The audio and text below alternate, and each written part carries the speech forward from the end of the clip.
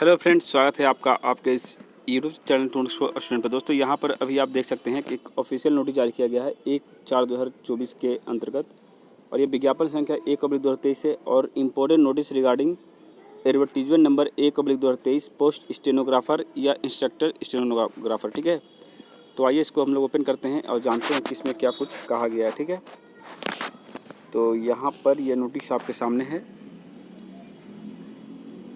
और ये रहा नोटिस। देखिए दोस्तों, इसमें क्या कुछ कहा गया है। देखिए, आवश्यक सूचना इतना द्वारा ये कहा जा रहा है कि 16 मार्च 2023 के माध्यम से विज्ञापन संख्या 1/2023 पद आशुलिपिक अनुदेशक या आशुलेखन की व्यवहारिक जांच परीक्षा के अर्हता के आधार पर 271 अभ्यर्थियों को प्रमाण पत्र की संवीक्षा हेतु 3/4 और 4/4 को आमंत्रित किया गया था, लेकिन दिनांक 3/4 और 4/4 को जो प्रमाण पत्र की समीक्षा हेतु निर्धारित कार्यक्रम है वो अपरिहार्य कारण से अगले आदेश तक स्थगित की जाती है। आवश्यक अपेक्षित अनुमति प्राप्त होते ही प्रमाण पत्रों की समीक्षा के लिए पुनः आयोजन की तिथि घोषित की जाएगी और इसके लिए आपको वेबसाइट को देखते रहना है। दोस्तों, ये एक दुखद समाचार हो सकता है उन तमाम छात्रों के लिए जो आशुलिपिक पद से संबंधित है। 271 अभ्यर्थी इस आस में लगे हुए थे कि इनका डॉक्यूमेंट वेरिफिकेशन जो है 3 अप्रैल और 4 अप्रैल को हो जाएगा, तो संभवतः कि अप्रैल के अंत तक इनका मेरिट भी आ जाएगा। लेकिन देखिए, यहाँ पे फिर विलम्ब किया जा रहा है बीएसएससी के द्वारा।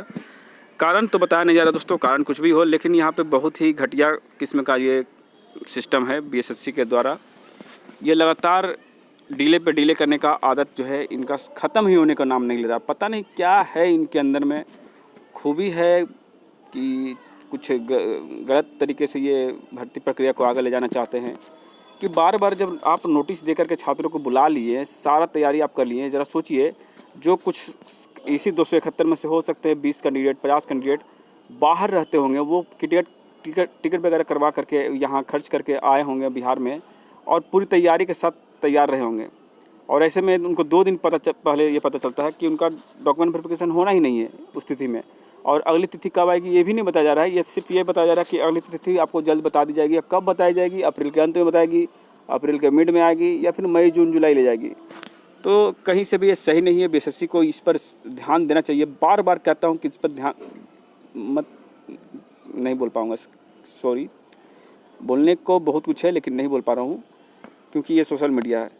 तो आयोग के जो भी कर्मचारी, चपरासी, दलाली, जो भी जैसे भी लोग हैं, थोड़ा इस पर ज़रा अच्छे तरीके से ध्यान दीजिए। ये आपका घर नहीं है, ठीक है। जैसे मैंने वैसे अपना बीवी को नचा दिए, जैसे मैंने वैसे अपने भाई बहन को नचा दिए, ठीक है। ये एक आयोग है और आयोग की जो गरिमा होती है, आयोग का जो एक प्रतिष्ठित जो कार्यक्रम होता है उसके अनुसार ये चले। डेट देते हैं, डेट के बाद डिले होने का रीज़न बताइए, क्यों डिले किए? ये भाई कोई बड़ी चुनौती वाला काम तो है नहीं कि आप इस पर डिले कर दीजिएगा। कोई 25-30 लाख का स्टूडेंट का एग्ज़ाम तो नहीं हो रहा है। ये मात्र 271 का डॉक्यूमेंट वेरिफिकेशन होना था और जिसका कार्यक्रम आप ही ने निर्धारित किया, फिर आप ही कैंसिल कर रहे हैं, तो इससे अच्छा आप नहीं देते हैं। एक तो इनका फाइनल रिजल्ट जो है वो कब का आ चुका है। डॉक्यूमेंट वेरिफिकेशन में 6 महीने का टाइम ले लिए, उसके बाद इतना लंबा टाइम लेने के बावजूद भी आपकी तैयारी पूरी नहीं हुई है। मतलब कर्मचारियों की संख्या अगर कम है तो आप बोलिए ना भाई, एक बार में कैंडिडेट भर जाएंगे वहाँ पे। दीजिए मानदेय पे, लड़कों को रखिए, मानदेय पे नहीं चले जाएंगे। 20,000 25,000 महीना दीजिएगा तो लड़के भर जाएंगे अभी, और पूरी ईमानदारी से काम करेंगे। जबकि हाल ही में आपको बता दें कि सहायकों की नियुक्ति बीएसएससी के अंतर्गत हुई है और लगभग 8 से 10 सहायक की नियुक्ति हुई है, यानी कर्मचारियों की संख्या बल बढ़ी है, फिर भी ये स्थिति।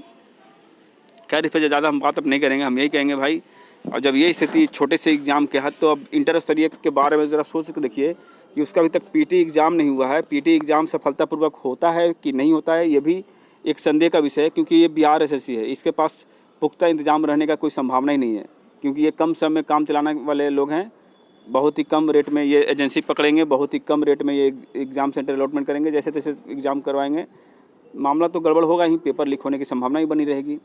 और उसके बाद भी अगर बता दें इंटर स्तरीय में मेंस कब होगा, टाइपिंग की व्यवस्था ठीक से होगी कि नहीं होगी, टाइपिंग होगा कब तक, टाइपिंग के बाद रिजल्ट आएगा, और रिजल्ट के बाद कब डॉक्यूमेंट वेरिफिकेशन होंगे, कब इनका मेरिट लिस्ट देंगे। तो मेरा मानना है दोस्तों कि इंटर स्तरीय कम से कम 3 साल ये समय ले लेंगे, आराम से ले लेंगे।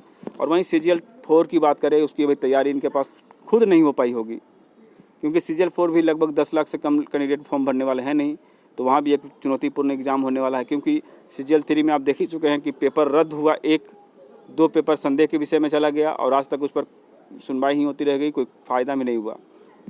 तो बीएसएससी को इन सभी चीज़ों पर ध्यान देना चाहिए। बीएसएससी हो, बिहार एसएससी हो के अलावा बीपीएससी हो, सभी के सभी मतलब चर्म रोग की शिकायत हो गए हैं, मिलते हैं नए वीडियो में, तब तक जय हिंद जय भारत।